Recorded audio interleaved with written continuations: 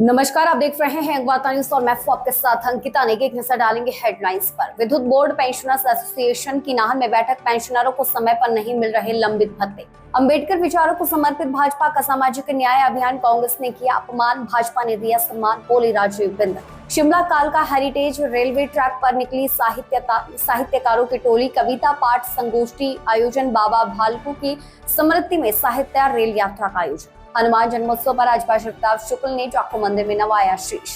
मैदान में गर्मी, पर्यटक करने लगे पहाड़ों का रुख। शिमला में 80% होटल पैक, पर्यटक व्यवसाय से जुड़े कारोबारियों में जगी उम्मीद।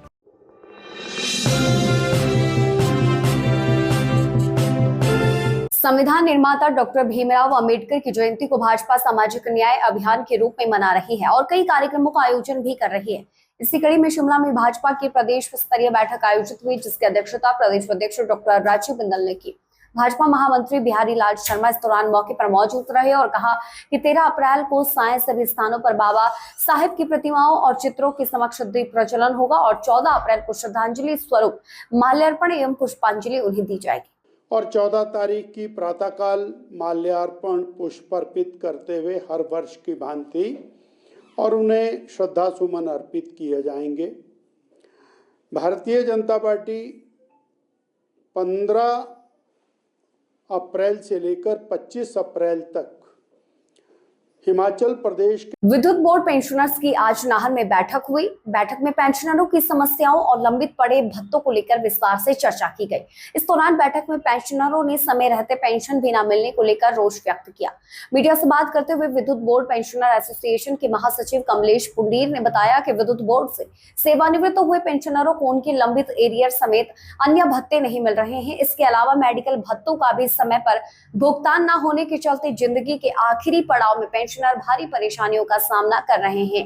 उन्होंने कहा कि इसके अलावा प्रदेश की कांग्रेस सरकार ने सभी विभागों के कर्मचारियों को ओपीएस दी है, लेकिन अभी तक पेंशनरों को उनके लंबित भत्ते नहीं दिए हैं। कुछ पैसा जो 75+80 वाले जो थे पेंशनर, उनको उनका एरिया की पेमेंट कर दी गई है, तो उसके लिए हम थैंक्स करते हैं। फिर उसके बाद 65 से 70 के बीच के कुछ लोग थे जिनको मतलब उन्होंने कुछ पैसे दिए हैं। तो हम चाहते हैं कि अब बिजली बोर्ड के जितने भी हमारे कर्मचारी हैं, जो मान लीजिए कोई 18 का रिटायरी है, तो एक 16 से लेकर 18 तक वो एम्प्लॉय रहा, तो उसका एरिया जो है ऑफिस में बनना है, वो भी उनको मिले। Welcome to Akshardham public school Moginat में स्थित, जिसका मुख्य उद्देश्य excellence through efforts, quality education for all class family, शिक्षा के साथ संस्कारों का भी समावेश, दूर दराज से बच्चों के आने जाने के लिए कटोला, सैलानी, सैनवाला, देवनी, विक्रमबाग, कौंथरो, सुकेती, जोड़ो, कालाम, मैनथप्पल व जाटावाली से बस की सुविधा उपलब्ध। हर बच्चे का सपना होता है कुछ बड़ा करने का, और उनके सपनों को साकार करने के लिए चाहिए एक मजबूत नींव। कैरियर एकेडमी स्कूल लेकर आया है एक ऐसा मंच जहां शिक्षा और संस्कार मिलते हैं आधुनिकता के साथ। खेल, कला, संगीत और अन्य सह शैक्षणिक गतिविधियां आपके बच्चे के हर हुनर को संवारने के लिए तैयार हैं। तो आइए अपने बच्चे के भविष्य को उज्जवल बनाएं। आज ही करियर एकेडमी स्कूल से जुड़ें। अधिक जानकारी के लिए दिए गए नंबर पर संपर्क करें। कोचिंग के क्षेत्र में अपनी अलग पहचान बना चुका बीआरसी इंस्टीट्यूट करवाता है +1 +2 medical, non medical, JEE Mains, advance NEET की कोचिंग। बीआरसी इंस्टीट्यूट जाना जाता है अच्छे कंपटीशन के लिए, जहां हर साल सैकड़ों बच्चे कंपटीशन की तैयारी करते हैं और बीआरसी का हर साल का रिजल्ट सराहनीय है। इसके लिए एक अच्छा अनुशासन, अच्छा स्टडी मटेरियल, अच्छी फैकल्टी जो बीआरसी इंस्टीट्यूट के पास अवेलेबल है। अभी बीआरसी में +1 +2 जेईई नीट की एडमिशन चल रही है, तो आइए join BRC, healthy BRC. Shimla कालका हेरिटेज रेलवे ट्रैक पर निकली साहित्यकारों की टोली, गूंजा कविता पाठ और संगोष्ठियां, बाबा भलको की स्मृति में साहित्य रेल यात्रा का आयोजन, नशे से दूर रहने और प्रकृति से जुड़ने का संदेश। हिमालय साहित्य संस्कृति एवं पर्यावरण मंच द्वारा बाबा भलको स्मृति कालका शिमला साहित्य रेल यात्रा का आयोजन किया गया। आज और कल 2 दिन तक चलने वाली इस यात्रा में देश के विभिन्न राज्य से 32 साहित्यकार, लेखक शामिल हैं। यात्रा के दौरान भलकू को याद किया गया। शिमला रेलवे स्टेशन पर सभी लेखकों का हिमाचल की ओर से सम्मान और स्वागत हुआ। स्वास्थ्य मंत्री धनीराम शांडिल इस दौरान मौजूद रहे और यात्रा को रवाना किया। एनवायरमेंट को अगर देखें, पर्यावरण की दृष्टि से इस तरह के कार्यक्रम हिमालय का जो साहित्य मंच है, जो श्री SR हरनोट और नीति टीम बड़े, मैं समझता हूँ, उद्यम से और बड़े परिश्रम से चलाती आ रही है। इस प्रकार का प्रोग्राम जिसमें पुरानी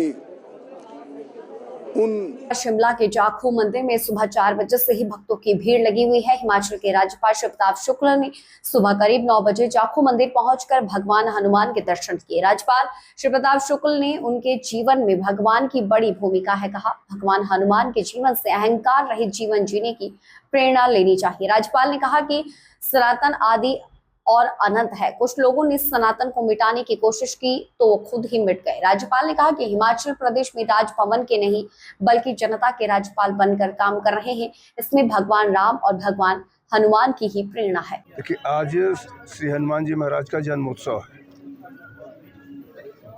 वैसे तो जन्मोत्सव इस नाते मनाते हैं कि उस दिन जन्म हुआ था,